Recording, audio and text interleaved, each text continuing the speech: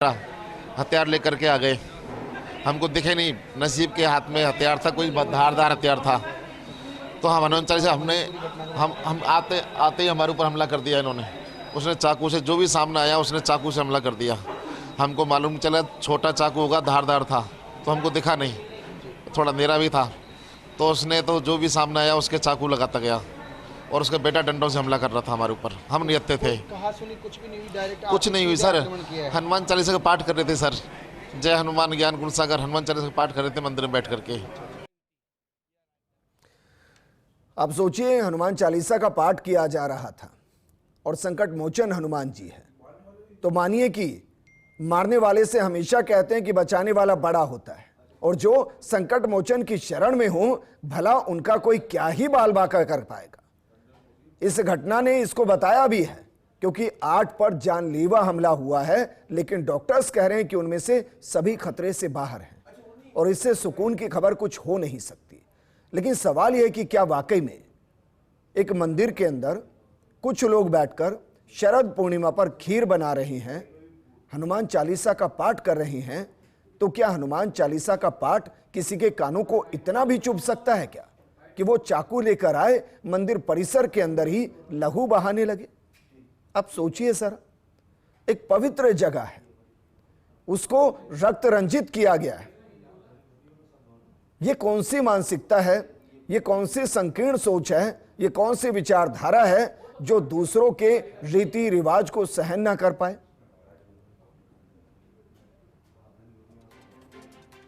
और क्या वाकई में इसके पीछे कोई साजिश है?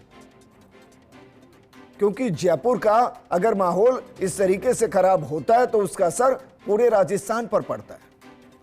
और सवाल यह भी कि बाई इलेक्शन से पहले एक तरफ यूपी के बहराइच में तनाव की स्थिति बनती है और यहां राजस्थान में जयपुर के अंदर अब तनाव की स्थिति बन रही है। हालांकि पुलिस ने सभी आरोपियों को, या कहें कि हमलावरों को, डिटेन कर लिया है। मंत्री राज्यवर्धन राठौड़ ने यही जानकारी मीडिया के साथ साझा की है। फर्स्ट इंडिया से एक्सक्लूसिव बातचीत के दौरान यही जानकारी शेयर की गई है। लेकिन यह घटना कितनी बड़ी है, इसका अंदाजा आप इस बात से लगा सकते हैं कि बीजेपी के वरिष्ठ नेता पहुंचे। सबसे पहले बीजेपी के पूर्व प्रदेश अध्यक्ष, पूर्व मंत्री अरुण चतुर्वेदी पहुंचे। उसके बाद गोपाल शर्मा विधायक पहुंचे। इसके बाद मंत्री राज्यवर्धन राठौड़ पहुंचे और एक एक करके सभी के पहुंचने का सिलसिला जारी है। लेकिन जिस तरीके से हमने बातचीत की दीपक महेश्वरी से, प्राचार्य एसएमएस मेडिकल कॉलेज के, उन्होंने कहा कि सभी खतरे से बाहर हैं। फिलहाल 6 का ट्रीटमेंट चल रहा है, 3 का सीटी स्कैन हो चुका है, मेजर इंजरीज नहीं है, लेकिन हाँ फिर भी सभी को मॉनिटरिंग में रखा जाएगा और सुबह तक डॉक्टर का एक पैनल तैयार किया गया है जो उनका ध्यान रखेगा। इसके अलावा 2 और हैं जो घायल हुए हैं, जिनको जयपुर के धन्वंतरी अस्पताल के अंदर भर्ती किया गया है, उनको भी एसएमएस अस्पताल शिफ्ट किया जा रहा है। ये तस्वीरें आपको दिखा रहे हैं, एक एक करके आरएसएस के कार्यकर्ता भी वहां पहुंचते हुए, पदाधिकारी पहुंचते हुए अपने कार्यकर्ताओं की कुशलक्षेम पूछने के लिए और जानने के लिए अगर ये घटना घटी तो उसके पीछे की वजह क्या रही। क्योंकि जो प्राथमिक तौर पर जानकारी है उसके मुताबिक पहले से कोई रंजिश नहीं, कोई द्वेष नहीं। जिन्होंने हमला किया उनमें से एक का नाम नसीब चौधरी बताया जा रहा है, जो चाकू लेकर पहुंचा और एक के बाद एक ताबड़तोड़ जानलेवा हमले करता रहा। दूसरा उसका बेटा, जो लाठी लेकर पहुंचा और उसने जानलेवा हमला किया। हालांकि पुलिस ने कहा जा रहा है कि सभी को डिटेन कर लिया है, सभी से पूछताछ की जा रही है। लेकिन सवाल यह है कि क्या वाकई में यह है प्रदेश की राजधानी जयपुर का लॉ एंड ऑर्डर? सवाल यह है कि क्या इसका बाई इलेक्शन से कोई कनेक्शन है? क्या उपचुनाव से पहले इस तरीके की घटना का होना ध्रुवीकरण को बढ़ावा देने की एक साजिश है? आपको सुनाते हैं मंत्री रह चुके अरुण चतुर्वेदी, जो सबसे पहले पहुंचे, वो क्या कह रहे हैं, सुनिए सर। साजिश के तहत तो कुछ नहीं हुआ, ये बात नहीं, मैं कह सकता हूँ कि दुर्भाग्यपूर्ण है इस तरह की घटना। शांतिपूर्ण तरीके से भजन करना, मंदिरों में बैठ करके शरद पूर्णिमा का उत्सव, ये समाज का बहुत पुराना उत्सव है। उस समय कुछ लोग आते हैं और चाकुओं से हमला करते हैं। ये निश्चित रूप से जहाँ दुर्भाग्यपूर्ण है, चिंता का विषय भी है कि जयपुर के शांति के वातावरण को कुछ लोग ध्वस्त करने का, खराब करने का प्रयास कर रहे हैं। मेरी जानकारी में पुलिस ने उनमें से 2 को गिरफ्तार कर लिया है, बाकी पुलिस कार्रवाई कर रही है। इसलिए किसी भी स्थिति में कोई भी कितना बड़ा हो, उसके ऊपर कार्रवाई जरूर।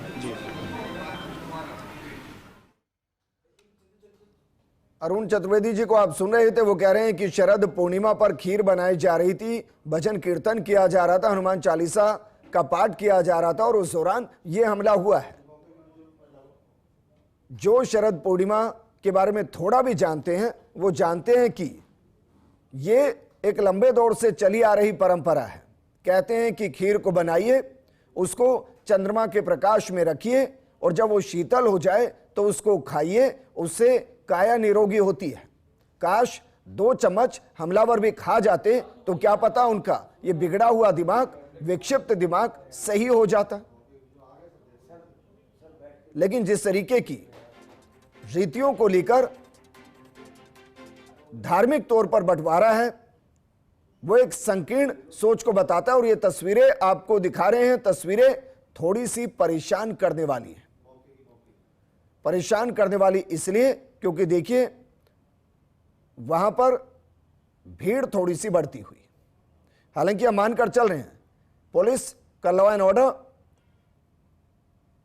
बिगड़ेगा नहीं और पुलिस लगातार स्थिति पर नजर बनाए रहेगी, क्योंकि जिस तरीके से घटना घटी है पुलिस प्राथमिक तौर पर यह समझ गई होगी कि घटना कितनी बड़ी हो सकती है। और इसलिए हम आपसे अपील कर रहे हैं कि जिन्होंने इस घटना को अंजाम दिया है, जिन्होंने हमला किया है, वो चाहते ही ये हैं दरअसल कि तनाव बढ़े।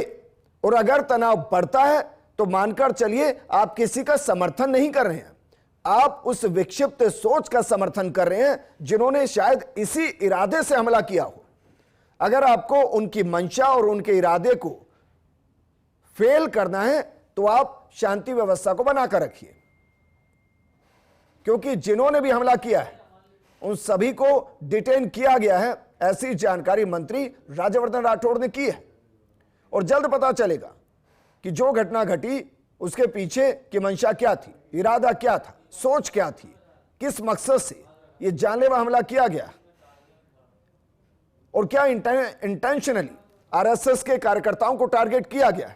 क्योंकि ऐसा तो नहीं है कि छोटी काशी के अंदर, जयपुर के अंदर वो इकलौता मंदिर होगा जहां शरद पूर्णिमा पर कीर्तन चल रहा होगा, भजन चल रहे होंगे, हनुमान चालीसा का पाठ चल रहा होगा। ऐसा तो नहीं है, क्योंकि काशी छोटी काशी के लिए कहा जाता है कि 4 दीवारी में तो वैसे भी हर चौराहे तिराहे पर एक मंदिर है। जयपुर में अनगिनत मंदिर है, हर मंदिर की अपनी एक महिमा है, हर मंदिर के अंदर इस तरीके के भजन कीर्तन चल रहे होते हैं। तो क्यों इंटेंशनली उसी मंदिर को चुना गया जहां आरएसएस के कार्यकर्ता भजन कीर्तन कर रहे थे, हनुमान चालीसा का पाठ कर रहे थे, शरद पूर्णिमा पर खीर बना रहे थे। यहां से ऐसा लगता है कि एक इंटेंशनली साजिश के साथ किया गया है, क्योंकि जिस तरीके से हमला हुआ वो जानलेवा हमला है, चाकू से सीधा हमला किया गया है। अमूमन होता ऐसे है कि अगर इस तरीके से तनाव की स्थिति बनती है तो मारपीट की नौबत बहुत बाद में आती है। शुरुआत में लड़ाई झगड़े की जानकारी होती है, लेकिन जिस तरीके से जिन पर हमला किया गया और उन्होंने जैसे बताया, वो कह रहे हैं कि कोई बातचीत नहीं हुई, सीधे अंदर आए मंदिर के अंदर, चाकू से नसीम चौधरी हमला करता रहा और उसका बेटा जिसके हाथ में लाठी या डंडा था उससे वो जानलेवा हमला करता रहा। मतलब वो बाहर से सोच कर आए थे कि कोई बातचीत नहीं करनी है, सीधा हमला करना है। और सोचिए, मंदिर एक पवित्र जगह है, एक धार्मिक स्थल है, वहां इस तरीके की घटना का होना, मंदिर को रक्त रंजित करना, यह नहीं होना चाहिए था। कार्यक्रम चल रहा था मंदिर में, हम 10-12-15 लोग कार्यकर्ता बैठे थे और उसमें हनुमान चालीसा का कार्यक्रम चल रहा था। अपने शरद पूर्णिमा में खीर बनती है उसका कार्यक्रम था। उस आदमी ने अचानक आया, बोलता है कि अपने 10 बजे 11 बजे बाद में हनुमान चालीसा बोलना बेकार है, और फिर उसने हमारा भगोना जो खीर का था उसको भी बखेर दिया, और फिर अचानक उसने चाकू से और डंड से हमला कर दिया और धमकी देने लगा, तुम्हारे को भगा दूंगा, वैसे कर दूंगा। और फिर क्या करते अचानक यानी कि 10-12 लोग, बस यही घटना हुई। मेरे चाकू लेके आया बिना चाकू से, हाँ, हमारे को अचानक वो मारा उसने, तो हमारे को मालूम नहीं चला पहले तो, जब वो ब्लड गिरने लगा तब यानी मालूम चला। फिर 8 लोगों को यानी चोट आई अलग अलग। उसने यानी उसकी नीति थी, उसने दारू शराब पी रखी थी भयंकर, और दोनों बाप बेटे थे अपराधी, आदितन अपराधी है वो। हाँ, तो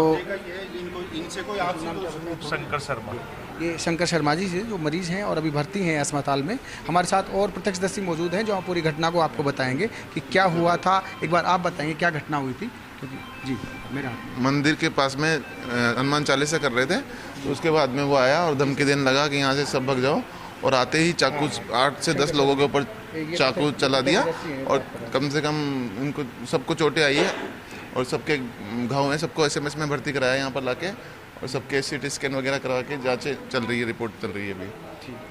अपराधी प्रवृत्ति का आदमी है वो, और पुलाड़ों पे कब्जा करना, मारपीट, मर्डर केस सब उस पर लगे हुए हैं सर। मेरा सचिन यादव। ठीक है, अपने परिजन हैं? हाँ, परिजन पापा पिताजी हैं ये। हाँ, क्या नाम है इनका? मुरारी लाल यादव।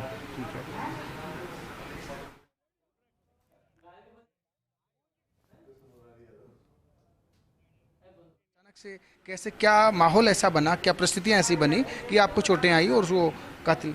आज सर पूर्ण कार्यक्रम था, उसमें हम सब राम भजन करते थे सारे, और भजन करते करते वो एकदम आए और वहाँ हमारे जो खीर बनी हुई थी उसको पेड़ से धक्का देकर ढोल दिया, और वहाँ आके अचानक एकदम चाकू वाकू चलाने लग गया वो तो सब पे एक साथ ही, और बहुत ही मतलब गाली गलौज कैसे सामने आते गए या क्या डालते? वैसे उसको रोकते गए ना, या क्या हो रहा है भाई साहब, क्या हो रहा है, क्यों मार रहे हो किसी को, क्या तकलीफ है, क्या दिक्कत है आपको, हम तो यहाँ राम ध्वनि कर रहे हैं, आप क्यों परेशान कर रहे हो? तो वो तो बस गाली गलौज करके मारने लग गया सीधा ही, जो आया सामने उसको जिसको मारने लग गया बस। हाँ, 2 साल का बच्चा था, मेरा पोता था साथ में, वो भी मेरे साथ पास में बैठा था।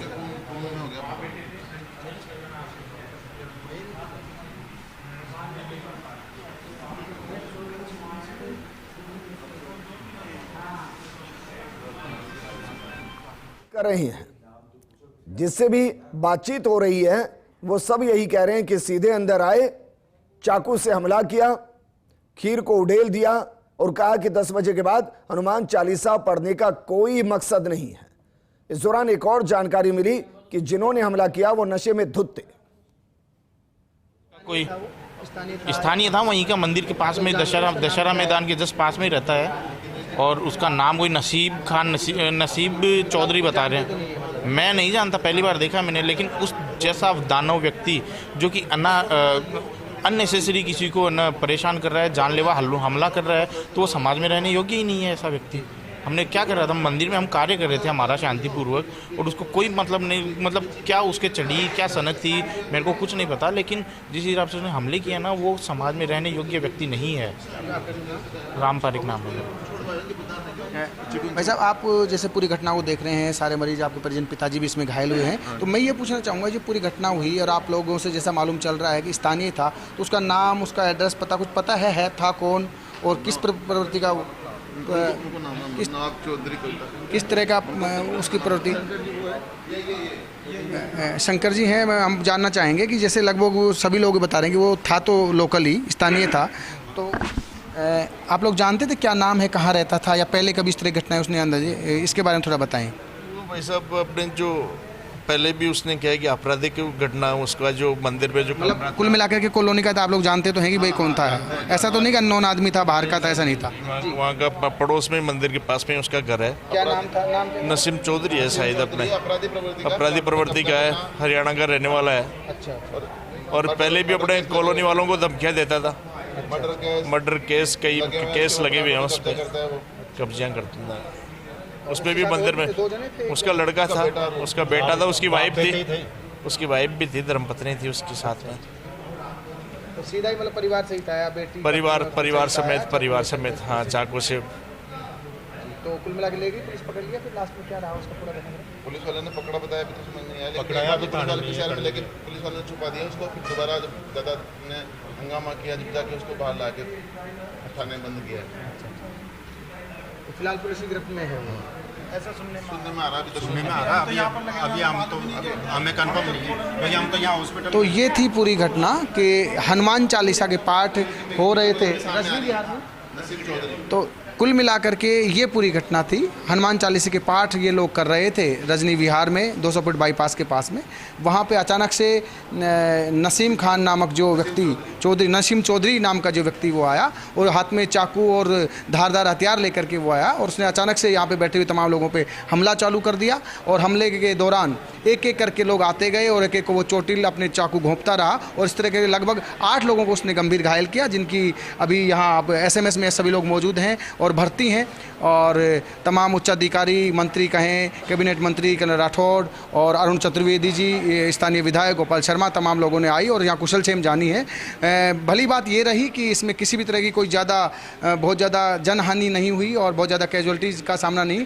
घायल हुए हैं सभी लोग और भर्ती हैं। इसके अलावा 4 व्यक्ति धन्वंतरी हॉस्पिटल में। तो देखिए स्थिति थोड़ी सी गंभीर है क्योंकि एक एक करके नेता वहां पहुंच रहे हैं और जिससे भी बातचीत हो रही है वो यही कहानी बता रहा है, कि धारदार हथियार के साथ आए, हमला किया, चाकू से हमला किया, बेटे ने डंडे से हमला किया।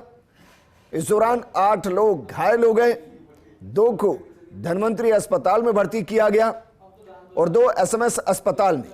लेकिन हम कह रहे हैं क्रिमिनल्स होते हैं, उनकी मानसिक प्रवृत्ति बहुत अलग होती है और इसीलिए जब तक आपको इस पूरी घटना की पूरी जानकारी ना हो आप इस पर रिएक्ट मत कीजिएगा, क्योंकि जरूरी नहीं है कि जो घटना जैसी दिखे वैसी हो। जरूरी यह भी नहीं है कि जिसने इस घटना को अंजाम दिया हो वो धार्मिक सोच के साथ हो या मानसिक प्रवृत्ति के साथ। इनके बीच में एक को चुनना बड़ा जरूरी है और हम मानकर चल रहे हैं कि वो क्रिमिनल प्रवृत्ति का इंसान है। पुलिस उसको सजा देगी, कानून उसको सजा देगा और जो भी इसमें अभी तक हमलावर हैं उनको डिटेन कर लिया गया है।